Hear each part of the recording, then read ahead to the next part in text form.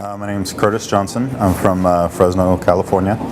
I'm a OIF veteran, served in the U.S. Army from 2003 to 2005. Yeah, it was actually during a training exercise while we were out there, and it was as simple as twisting an ankle, just rolled it over and injured it worse than we thought. They did x-rays and didn't find any broken bones, so they just left it at that. And it was about 6 months later when we redeployed that it still hadn't healed, and they found that I had torn a lot of the ligaments and cartilage in there. Well, it obviously scared me. I was married at the time with one child and one on the way, and I wasn't sure. I really hadn't heard about the situation, didn't know where I was going to go from there, wasn't sure what I was going to be able to do past that point after surgery. I got involved with the Mission Continues through my local VA hospital, which I was working as a work-study coordinator there in the hospital under the Director of Public Affairs, who had talked to my Veteran Outreach Coordinator, Ann Bacher. I was actually already serving. I'd been looking for ways to serve, and the only way that I could find was through my VA hospital. But it wasn't working directly with service-connected disabilities and other veterans and stuff like that. It wasn't as interactive as I would like to.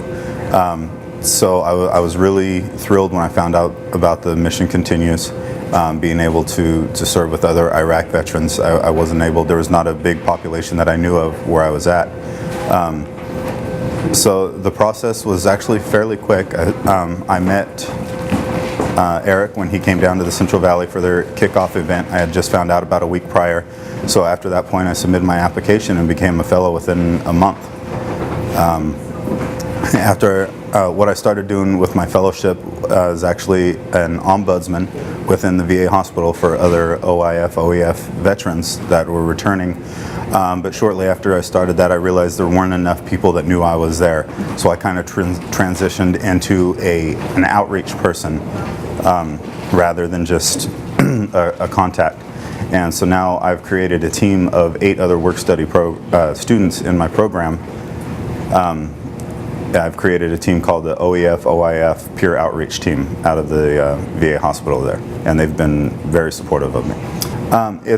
My fellowships helped me by, a lot of the research that I've had to do to help other veterans has really informed me of a lot of the stuff that I wasn't entitled to and a lot of the stuff that I had missed out on, and I was able to go back and capitalize on.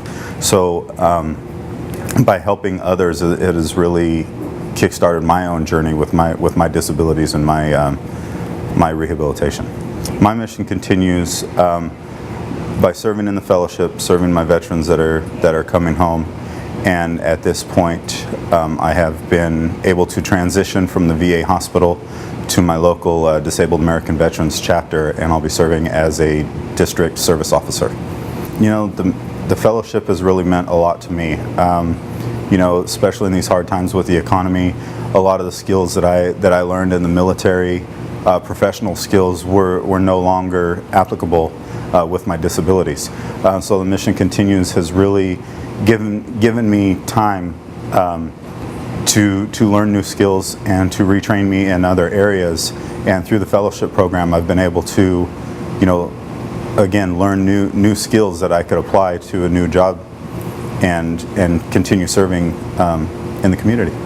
The sense of camaraderie when you're in the military is a big part of it. It's a big family, and especially when you're a disabled vet whose service has been cut short, you lose that camaraderie very quickly.